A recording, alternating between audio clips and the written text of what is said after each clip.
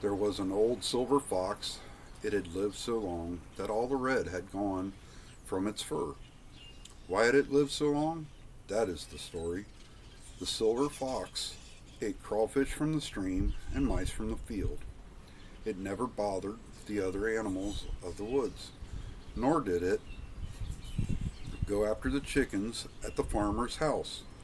It was quite comfortable in its den, far from others.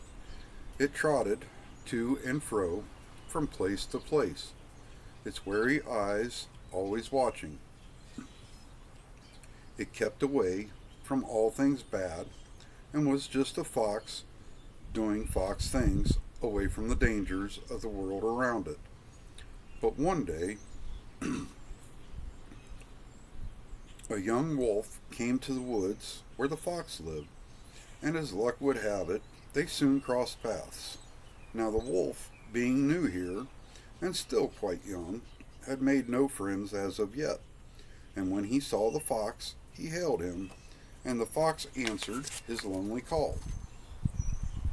Hellos and good days were exchanged, and the wolf said unto the fox, I am feeling good today. I think I would like to play. Would you join me frolicking in the farmer's field? And while it was a beautiful day,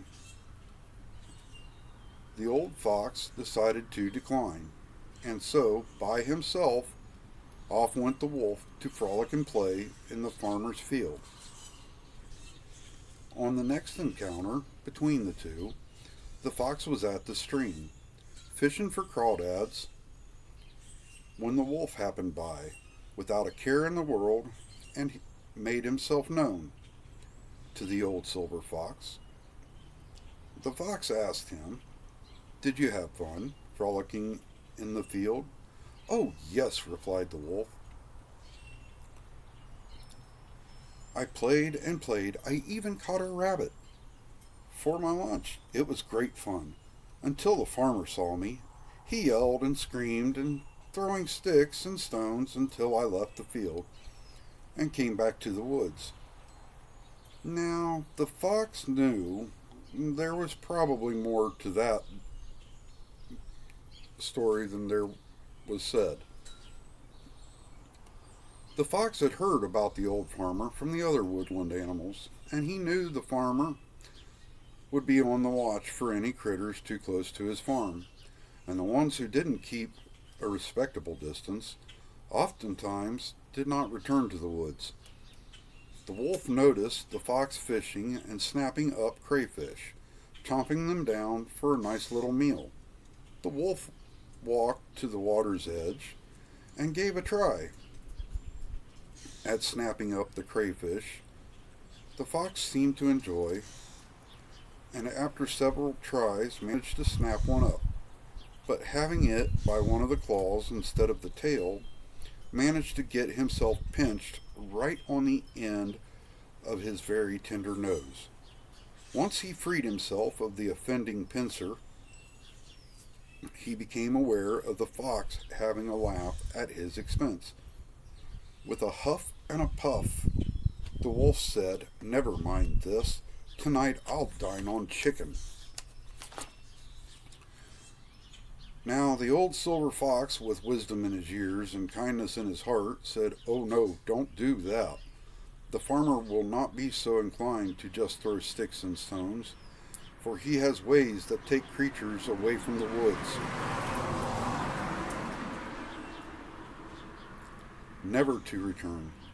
I am sure, oh so sure, the farmer will not care to share his chickens with you. The young wolf just laughed and said, I am much too fast for a farmer. They have only 2 legs. How can one catch another as fast as me? And with that, the young wolf, prideful and vain, loped off in the direction of the farmer's fields. The silver fox, now quite flustered, absent-mindedly sat down right in the middle of the stream, looked at his own reflection in the stream, pondering how much the old farmer would take of the young wolf before coming to the woods. The old Silver Fox went home after he had a belly full of crayfish and slept away the night, and the next few days came and went with no sign of the wolf. But then once again the young wolf and the old silver fox crossed paths, as the fox at the back edges of the field hunted for mice to fill his belly, and the wolf sat on his haunches watching the old silver fox jumping from grass tuft to grass tuft, coming up with a mouse each and every time. An old and experienced hunter was the silver fox, and seldom missed his mark. The wolf, young and restless, impatient as always, said to the fox, "I got away so easily from the farmer. He never even made it out of his cabin door before I had my dinner caught and was well on out into the field. It was so easy. I believe I shall go back and dine on chicken tonight." The old silver fox just hung his head, and he let it shake, knowing whatever he might say would not change the mind of the young wolf. He had had these conversations with many other a creature.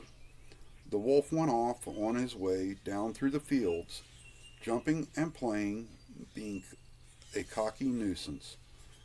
Once again, the fox went home, and there he stayed for a couple of days. And when he finally did come out of his cozy little den, he made extra sure to stay away from anywhere that the farmer may be at. The old silver fox was hunting mice some many moons later by the edge of a road that went through the woods, when he heard a horse-drawn cart coming along the road. He crouched in the weeds and brush, watching the farmer and his cart go rolling by. The farmer sat high atop his wagon, piled with goods to take to town, fruits and vegetables covered with a freshly tanned wolfskin. I hope you enjoyed the story, and I hope to hear good things from you. I'll take criticisms too. But for now, have a good night.